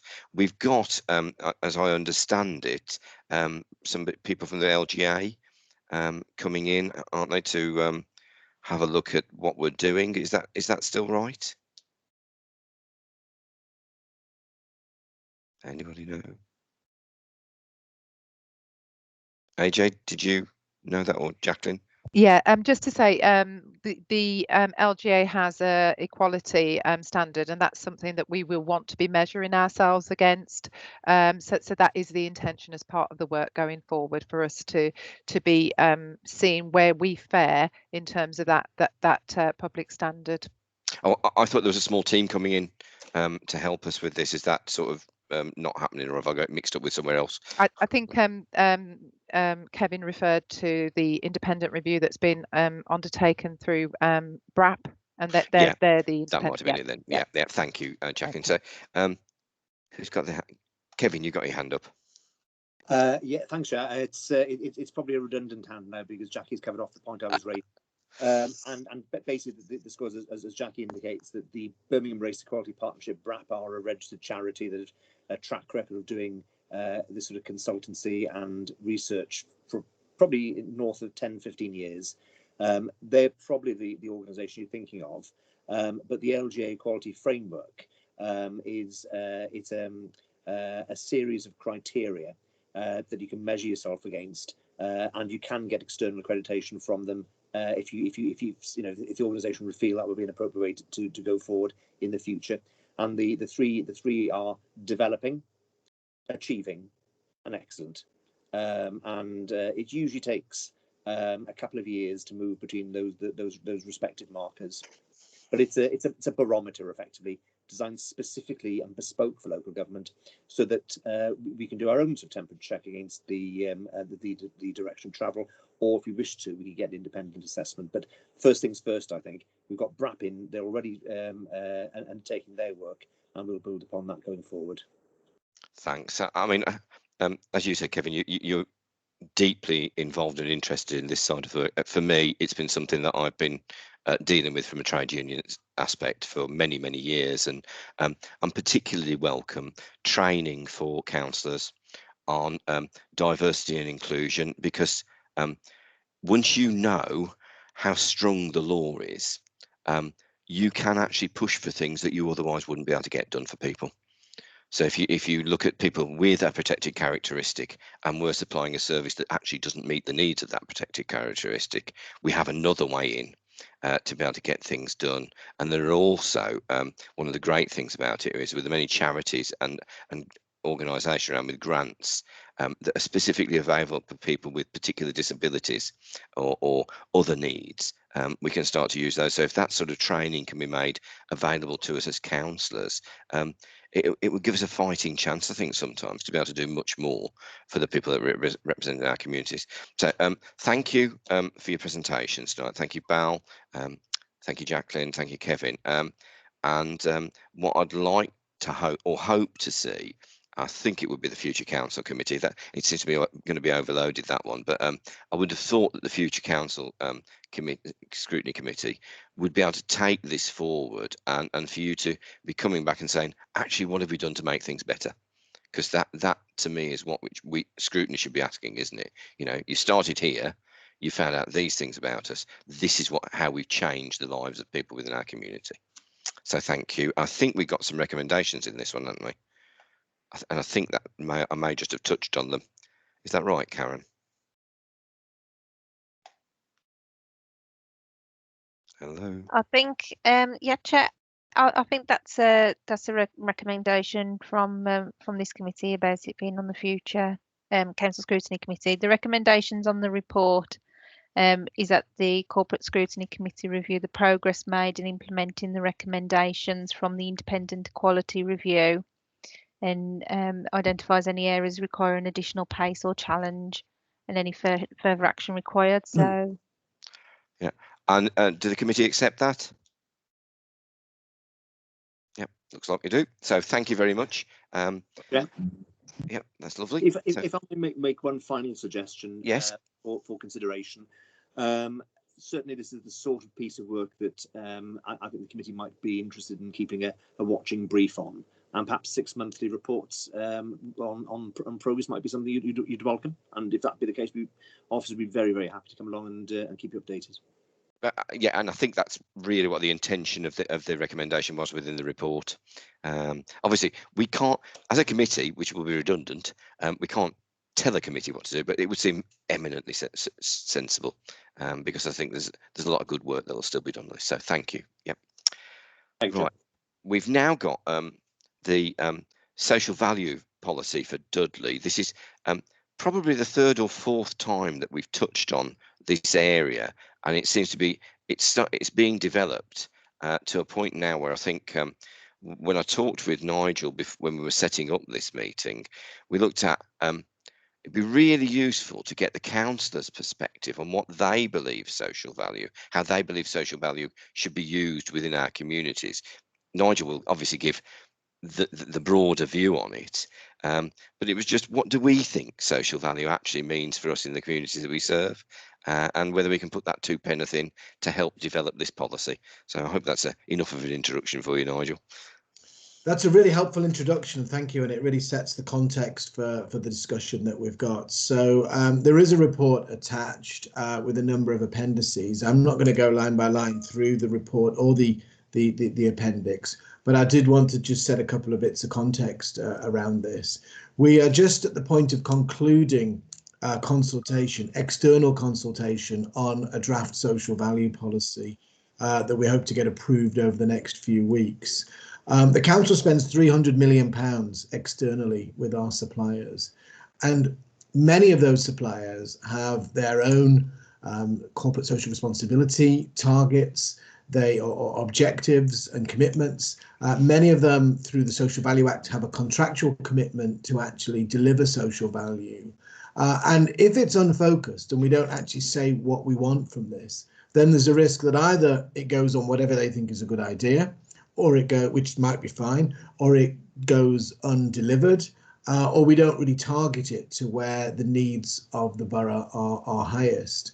So the purpose of this consultation is to be very mindful of the work that Councillor Crompton just referred to, the review of procurement that took place, very mindful about the wealth of different practices that exist across different councils, including community wealth building and including lots of practices and commitments that are made, and to really seek members' views as to what they think the priority themes and areas should be. And that was what was subject to the consultation that just closed last night, really. And I think we had around about 70 responses, although we haven't reviewed them in full. That'll take place over the next 2 weeks. So really what we're looking to do is to get feedback, advice, suggestions from yourselves on what you think is important, and to note that this is building on the work that this committee has actually done over the last 2 years. That's probably as much as I want to say, other than this fits into a bigger improvement that I spoke briefly to the committee about back in November when I talked about a procurement improvement program that was starting. That's bringing in significantly increasing the performance and the commitment of the procurement team. We're moving from a team of 6 with 2 vacancies to 13. And there's a work stream to develop social values, a work stream to develop, bring in the resource and build our capabilities, and to improve how we do things in our processes. So this is all part of the same commitment. The social value policy itself is actually in the appendix. It has 3 main drivers. It talks about environmental benefits, social and community type benefits, and economic benefits. And against each of those, we've started off with 6 key themes, key priorities under each of those themes. So 6 key priorities. What we're seeking to do as part of the consultation is to identify what are the most important and how do we target those, and how should we go about that. And that's what we will be assessing. So I'm not going to go through the policy other than to refer you to those points. We're taking a tailored approach to its implementation.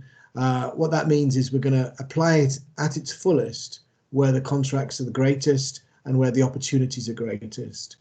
Things like works contracts or higher value contracts. Lower value contracts will apply it where we can rather than put a lot of effort in for minimal return. Also in the appendices are 2 other things. One, a series of myth busters, basically saying to it things like it adds costs and why don't we just order what we want and it's tokenistic, and how we're going to address those. I won't go through those, but they're in Appendix 2. And then finally, Appendix 3 is a draft plan on a page. So it's a look to see how the policy looks on one page, and all the important information boils down the policy and the guidance into one page. So kind of in conclusion, before really seeking comments, this is a consultation, this is a draft. We're keen on ideas and inputs, and we'll listen to all the ideas that are coming through.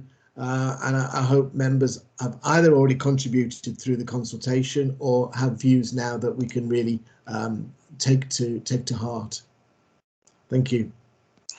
Thank you. I'll open it up, but actually, Simon, I didn't know if you wanted to come in. Is there any perspective that you've been discussing about this within the cabinet structure? Yeah, so thanks for bringing me in, Tim. It's something that we have been looking to get right this time round, because I know that in the past there was different approaches, and I think Councillor Gentle was the cabinet member at a time when control switched, and we know that in a council like ours, there's always the possibility that control will change hands as and when, and we've got elections coming up, so you never know what's going to happen. So we want to try and get this process right and get some kind of lasting policy that will be implemented. We might then maybe change some of the focuses and some of the things that we're going to really target within that. But we're hoping that this is something that will stand the test of time and be what we need to do to start off the journey of maximising social value, which, I'll be completely candid, we haven't done as an authority yet. We've got a hell of a lot more that we can do. And so I'm hoping that this is what will be able to achieve that. And what we really want to get feedback from, I know it's been discussed in this committee quite a bit, but what we really want to get the feedback on is, do you think that we've got the priorities correct? Do you think that the way in which we're going about implementing this is in the right way in terms of where we define the local areas to be in terms of the Black Country and the West Midlands, or do you think things should be more localised? And then finally, I'm hoping that we get some kind of consensus, certainly from this committee, that this is a project that we really should be going full steam ahead on. And in the current guise that we've set it up as, we can get some agreement that this is something that will last not just for 1 year and one authority, one administration, but through many. So I hope that frames your discussion well, but we wanted to bring this to give you the chance to feedback to it, because we know that this committee is really, really interested in it. So we want to hear what you think. Thank you. Thanks, Simon. I hope we are. Does anybody have any questions or comments that they'd like to make on this? While you're thinking, Right. To my mind, one of the things we looked at when we first started looking at this was how can we spread that 300 million quid a bit more amongst our people locally? How can we use the social value context of it to perhaps, we've just talked about how looked after children, haven't we, earlier in this agenda? And one of the things that it would be brilliant is if we can look at contracts where we can get jobs for our children who are coming out of care specifically. You know, we will have, if we've got 600 children in care, then we're likely to have 40 or 50 coming out of care each year into the broader side of things. And then we've got those children with disabilities. We've just talked about the inclusive nature of this. I'm really proud of my colleague, Richard Boddy, who up until recently ran his own business. He's one of the councillors, and he made pine furniture. But what he did was every year he would take on, or every couple of years, he'd take on somebody with a disability to enable them to get a trade and get a job. And he was very successful in bringing them forward. So those sorts of things, how can we get firms to buy into a longer term deal with this, not just buying us a few pot plants and sticking them in the middle of the, in the corner? That might be useful. We've just done a century garden where that came as part of the social value thing. Really useful to have the plants in there. But actually, how can we get a bigger firm to buy in, perhaps with one of our special needs schools, perhaps with our children in care side of things, to have that longer term value put to this, which may not actually cost them that much. And one of the things I'd say is that HMRC, which is a massive organisation, we ran a programme with 3 local schools, including a special needs school, where twice a year we brought in a tranche of children and gave them skills which would get them jobs. It cost us nothing apart from a bit of staff time, but that was a social value that we should be putting into these things. It's not just about money, is it, Nigel, really, that we should be looking at these things. So the final thing is, and it is something that I think we've agreed to, haven't we now, that we will make our people locally more aware of the opportunities that they've got. So we can start to invite local firms along to events. We can't do it at the moment. We're sort of screwed with COVID, aren't we? But if we can invite local firms along to events where they can increase their knowledge about how to procure jobs, there's nothing wrong with that. Nobody's going to blame us for doing that. And actually, I would have thought, as politicians, we think it was wonderful. Because it's looking after our own, isn't it? Simon talked about, the Black Country. How wide should we go with this? I'd like to see us, wherever possible, being able to do it as close to Dudley as possible if we can't do it completely within Dudley. And those smaller contracts you talked about, making those simpler for people to get at, I think should be part of looking at the procurement process, shouldn't it? You talked in your last bit to us, and you showed us that curve, didn't you? The sort of sine wave. I'm doing all the actions with my fingers there, and I realise I got my vision on. But that sine wave bit of it, saying you've got to invest in the start of the process and the end of the process, but the bit in the middle wasn't the one you wanted. You want to see how much work we could do to make sure it's a good procurement process, and at the end of it, how we evaluate what's come out at the end. So that's my 2 pence on it. It's something I'm deeply interested in, because all too often I have seen firms coming in from outside when I know we've got firms struggling within our borough to do that same work. And when you talk, and I have took the opportunity, I've talked to some of these employers, and they really haven't understood how to get in with Dudley. So that's it. We've got Serena. I'll come back at the end. Yeah, come back at the end. Yeah, Serena. Right, I agree with you, Tim. I think 2 of the main issues for me would be raising the living standard and promoting the local economy as well. And I know that certain businesses have very, very difficult to get onto the council list. I don't think we should just concentrate on the big local firms as well. We should need to how we're going to promote the cottage industries as well within that would be something interesting, as you know, to include in this, because the cottage industries are something that's happening within high streets as well, and also it does promote the raising of living standards within the local community as well. Thank you.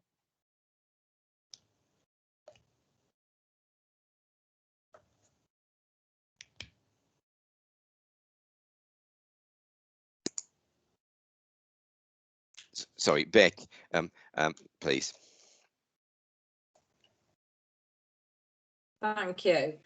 Yeah, it's a really good start, I think, in terms of how it's all set out. I really like page 84, with it all sort of there on an A4 sheet in terms of the presentation, I guess. There was just a couple of questions. I agree with Serena, really, just in terms of improving living standards, improving people's lot, really, you know, in the borough, and actually making a difference. And what I'd like to see is how some of these things will be measured and sort of presented back from, you know, from a corporate analysis perspective, to show, you know, either anecdotally or sort of as a sort of data piece, you know, what sort of impact this has had. And also, how might we go about improving the corporate implementation of this policy from a Dudley Council perspective? Because I guess you've got many teams purchasing many different things, small value things, perhaps up to larger value items, and it's just instilling into the culture about this as a concept, so that everyone is, you know, sort of pulling together for Dudley, really. I'd just like to know a bit more about that. And also, I know that we were doing sort of meetings and bringing sort of businesses on board to sort of explain to them how they might go about doing business with Dudley Council. Obviously, with COVID, that has obviously stopped anything like that. And I'd like to know, given that perhaps we won't be able to do that sort of thing in the nearish future, how might we engage with businesses to make sure that they are fully understand like what they can do, just different sort of ideas that we might have in terms of engaging with businesses ongoing, because it's not just like that you can do one event and then that's a tick in the box and it's done. It's sort of like you've got to do it all the time. Yeah, I'd be interested in those things. Thank you. Thank you. Chris? Thanks, Chair. Yes, I mean, very interesting. Social value is something we were chatting about in the climate change working group not so long ago. And one of my perennial topics there is, you know, how do we tell people that how do you communicate with the Dudley Borough that we're doing these things? And I was just looking, as Beck mentioned, the infographic on page 84 there. It says a lot very quickly. It reminded me quite a bit of the infographic that was done for the COVID response. You know, very shareable as a static piece of you know, all this stuff has happened, and obviously there's a lot in the social value piece that we'd want to communicate. I'm wondering, and I always do, whether, you know, we can do more with the Dudley website to have this as an interactive infographic, so that people can really get into it, and, you know, they could dig down into a section to see, well, you know, what's this social value I'm interested in? How might I access it for the benefit of my community group, or how as a business might I, you know, get involved in this here? And I suppose simply I'm taken by the infographic. I was with the COVID one because it's really quick to get your head round, unlike pages of text. And we do quite a lot of pages of text on the website. I've noticed quite often you get into things and think, what's this about? And there's a great page of text, and if you're tired and spectacularly lazy, then you know, it's not what you want to see. You know, these nice shiny graphics really do work and let you click around. But yeah, I'd be interested to see how we continue to communicate it. Thank you.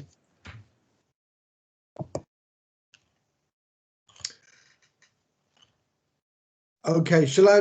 I'm happy to respond and pick up. I keep forgetting my button. Right, yeah. Yeah, happy to respond and pick up many of those points. I can't give an immediate answer to all of them, but a few things. First of all, Chair, you referred to looked after children coming out of care. And one of the proposed priorities we've got in the growing the economy and create jobs is to provide support for young people to access apprenticeships, training opportunities and work experience, prioritising care leavers, long-term unemployed, disabilities, Black, Asian, minority, ethnic, and those not in education, training and employment and training. So they're not in any priority order, but we have got care leavers very clearly with there, and it is something we can give steers to employers, the suppliers to do that as well. You also asked a question about giving more opportunities locally. There was a new, I think the phrase is a new freedom that came in the new year at the end of the Brexit transition process, which allows public bodies, councils, to reserve procurement opportunities either for certain geographies, and you can define those geographies, or SMEs or voluntary and community sector. Now, these tend to be lower value opportunities below what used to be called the EU threshold, below the threshold of about £200,000 roughly.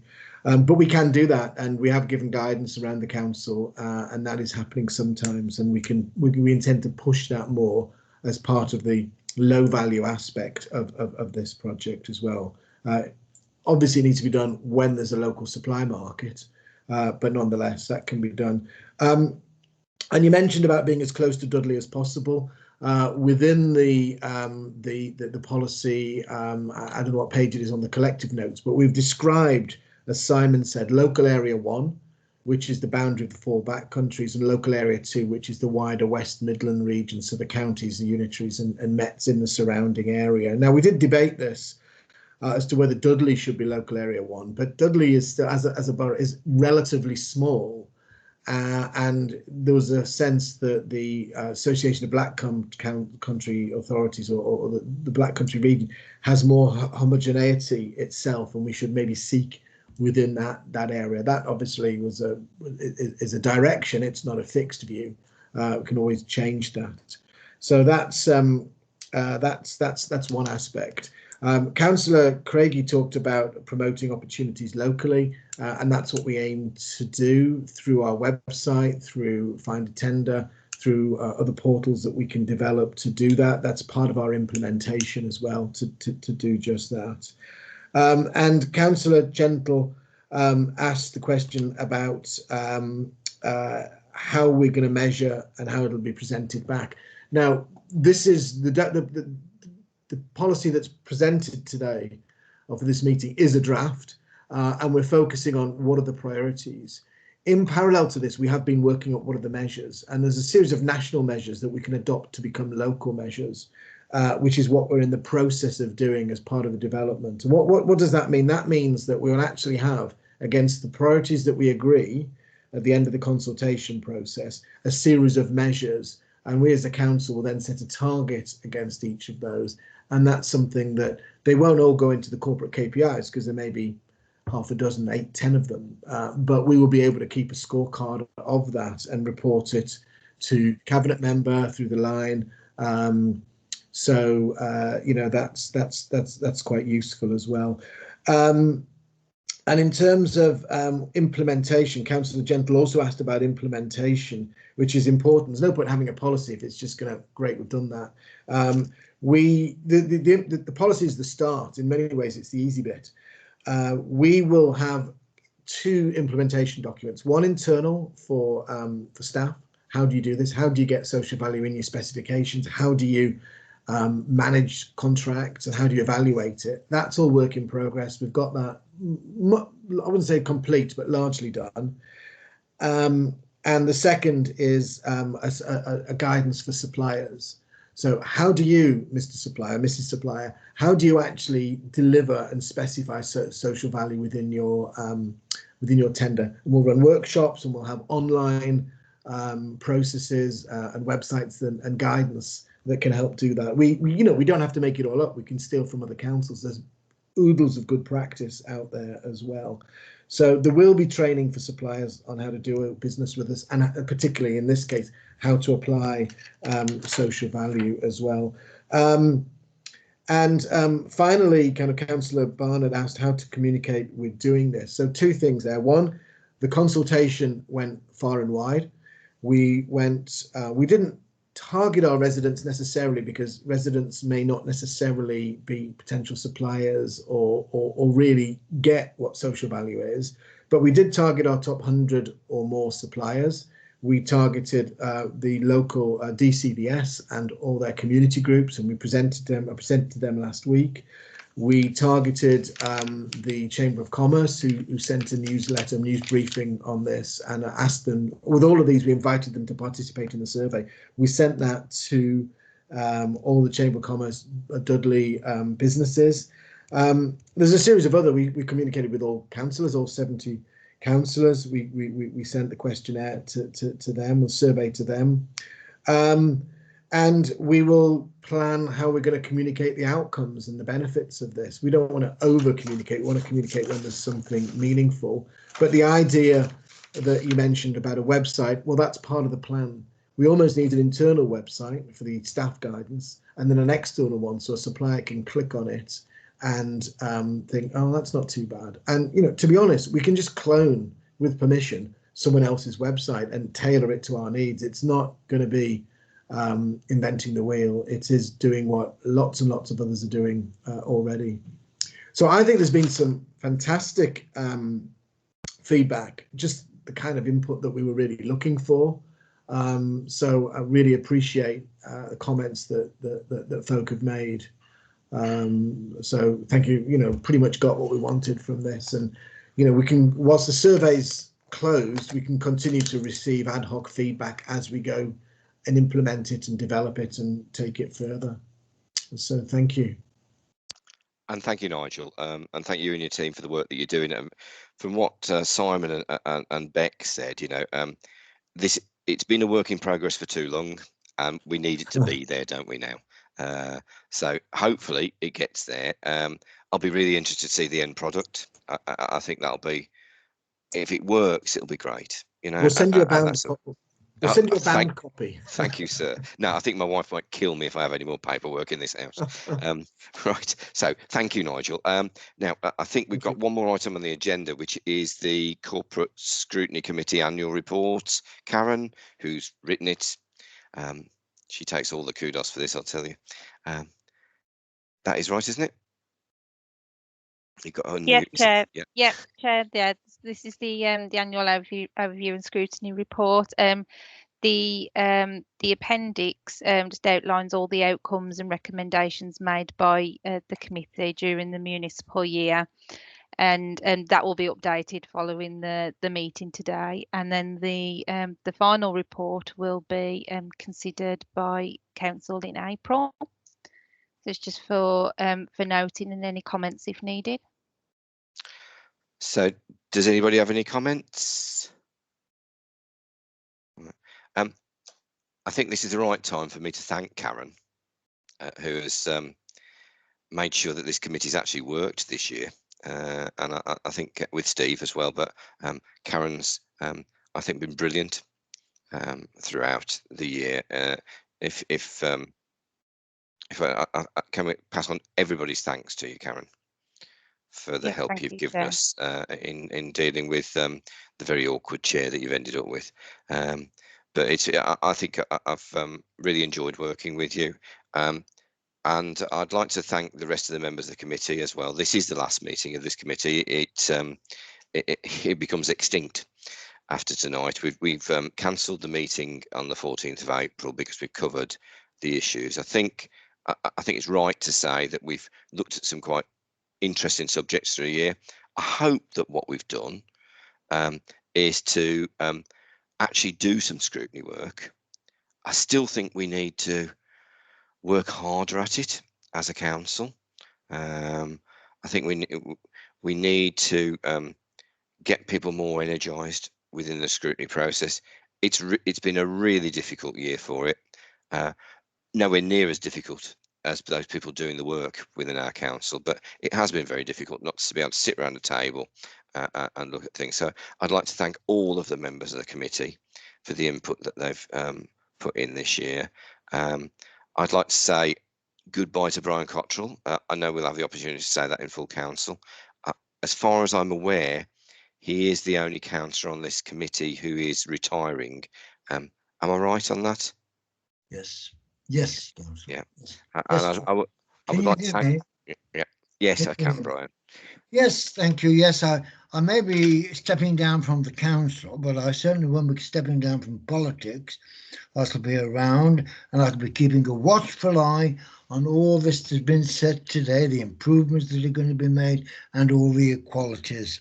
So I'll be keeping a watchful eye on that. Thank you, Ryan.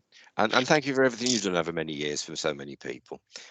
So on that note, is that I've done this, Karen, is that the end of our agenda? Yes, Chair, that's everything. Right. So again, thank you, everybody that's been involved in all of this and all the officers that have made it possible for us to run this committee. I'm not going to go through everybody's names, but I know that you all work damned hard, to be quite honest. I think most of them have probably gone home to bed, to be quite, or to have something to eat. So yeah, thanks very much, and well, enjoy yourselves, and don't pound the streets too much if you're conservative. Let us at least get out there and do something, you know. Okay, take care, folks. Just off to deliver 1,000 leaflets around the Appley Way area, mate. That'll do you good, mate. It's a I tell you what, lunginage is all I can say to you. Those damn steps. Oh no worries for me. I'll fly up and down there. Yeah, I know. The first time we ever did Cradley, you see, what people won't understand is Cradley is just a hill, isn't it? Yeah. And Spring Street, Talbot Street, I was going to say Lane. Spring Street. Send them up to Spring Street. That's it. But there are ways to do these. The first time you do it, you don't realise that you don't have to walk up Spring Street when you've done Talbot Street. That's right. Okay. So have a good time, folks. Thank you so much for everything you've done on the committee, and see you soon. Thank you, everybody. Thank you. Bye.